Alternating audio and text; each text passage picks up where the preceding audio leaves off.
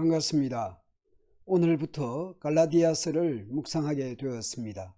바울의 선교 여행에서 갈라디아 지역의 여러 교회들이 설립되었습니다. 그런데 바울 일행이 떠난 후에 유대교의 출신 기독교인들이 와서 복음과 구원에 대한 다른 가르침, 곧 그리스도를 믿는 믿음과 함께 아브라함 때부터 시작된 할례를 구원의 조건으로 가르쳤을 것으로 보입니다. 그리하여 유대인이 아니었던 기독교인들로서는 마치 믿음 더하기 할례의 주장이나 가르침에 흔들렸을 것으로 추측할 수 있습니다. 바울이 전하여 준 예수 그리스도 복음이 마치 부족한 뜻이 생각했을 수 있습니다. 이에 갈라디아서를 보내게 된 것 같습니다. 1장 1절을 보면 다른 바울 서신서와 다르게 발신자 바울 자신을 소개하면서 처음부터 복음과 연관하여 소개합니다. 개역 개정에서는 1절에서 마지막에 바울이 있지만 그리스 성경에는 바울이 첫 단어입니다. 갈라디아서 첫 단어가 바울 다음에 사도라는 단어입니다.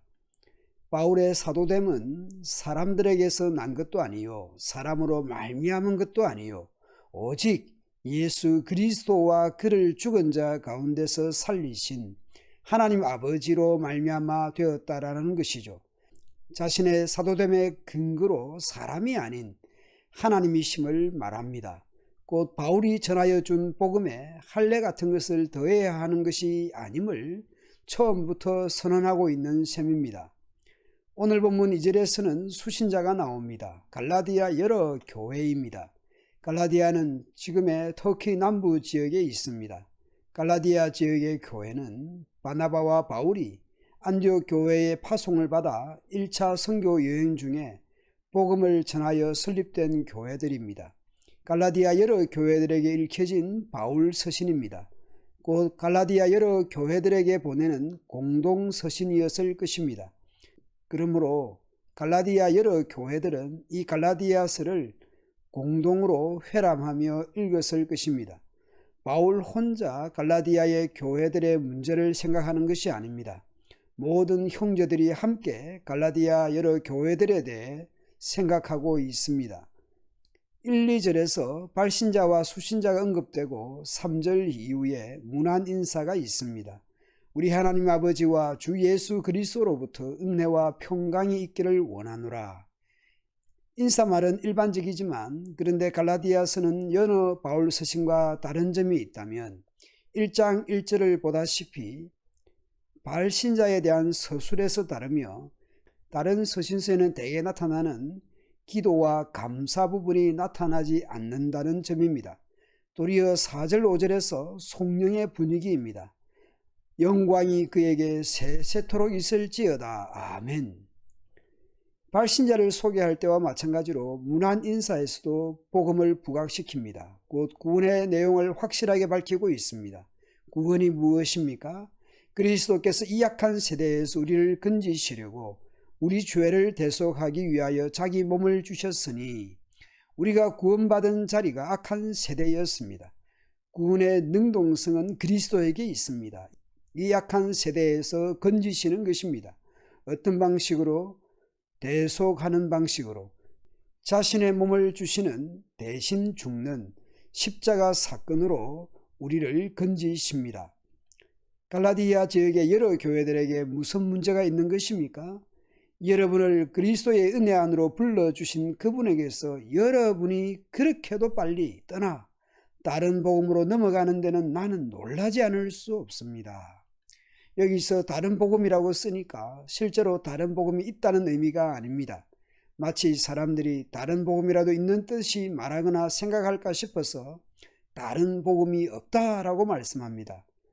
다른 복음이 아닙니다. 다만 몇몇 사람이 여러분을 교란시켜서 그리스도의 복음을 왜곡시키려고 하는 것뿐입니다.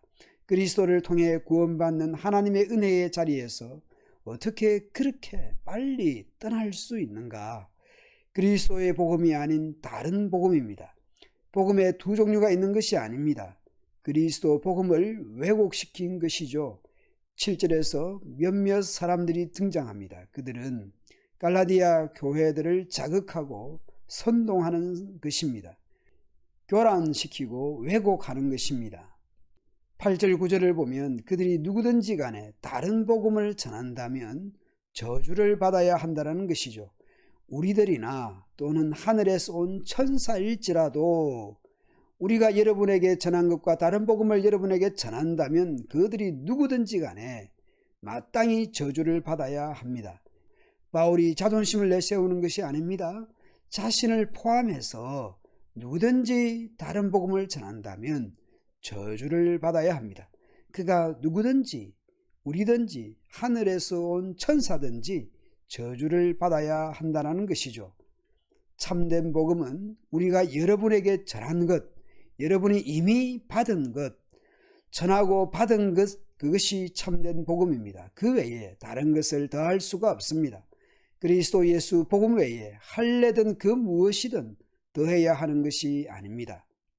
내가 지금 사람들의 마음을 기쁘게 하려 하고 있습니까? 아니면 하나님의 마음을 기쁘시게 해드리려고 하고 있습니까? 아니면 사람의 환심을 사려 하고 있습니까? 다른 복음을 전하는 이들의 속셈을 잘 간파해야 하는 것이죠. 많은 이단들이 결국은 경제적 이득을 취하는 경우들이 많습니다. 세기말 대한민국 사회와 기독교회를 혼란케 했던 어느 집단을 생각해 보십시오. 예수님이 곧 오실 테니 학업도 직장도 가정도 필요 없다고 하면서 부동산, 동산 등을 갖다 바쳤습니다. 지구 종말이 온다고 하면서 동산이고 부동산이고 다 받았습니다. 그 후 그 많은 재산은 어디로 갔을까요? 명예든 경제든 어떤 이익을 노릴 수 있을 것이고 그게 아니더라도 우리의 그리스도 복음의 신앙을 흔들어 놓으려고 하는 것이 이단입니다. 그러므로 우리는 깨어 있어야 합니다. 예수님께서 이미 예고하셨습니다. 큰 표적과 기사를 보여서 할 수만 있으면 미혹할 것이라고 말씀하셨습니다. 여기 있다 저기 있다 기적까지 보여주면서 그 말을 하니까 흔들리거나 할 가능성이 높습니다. 그러므로 우리 신앙의 뿌리와 방향성을 잘 생각해야 합니다. 내가 구원받은 자리, 내가 구원받은 근거가 무엇인가? 내가 어떻게 살아가며 무엇을 추구하며 살아갈 것인가? 삼위 하나님의 은혜로 구원받았습니다. 그리스도의 피로서 죄사함을 받았습니다. 이제 아무렇게나 살아서는 안 되는 빛의 자녀들입니다. 나를 위로하고 나를 기쁘게 할 자리를 찾아다닐 것인가? 신비한 것, 매력적인 것을 찾아다닐 것인가? 우리는 하나님을 기쁘시게 해야 할 사람들입니다. 내가 주 안에 주님이 내 안에 계십니다. 성령을 따라 살며 빛의 자녀들로 살아가야 할 것입니다. 그렇게 살아가는 것이 어떤 삶인지 갈라디아서 안에서 묵상하고 생각합시다. 말씀을 보든지 설교를 듣든지 묵상을 하든지 하나님의 부르심에 합당한 삶으로 살아가면 좋겠습니다.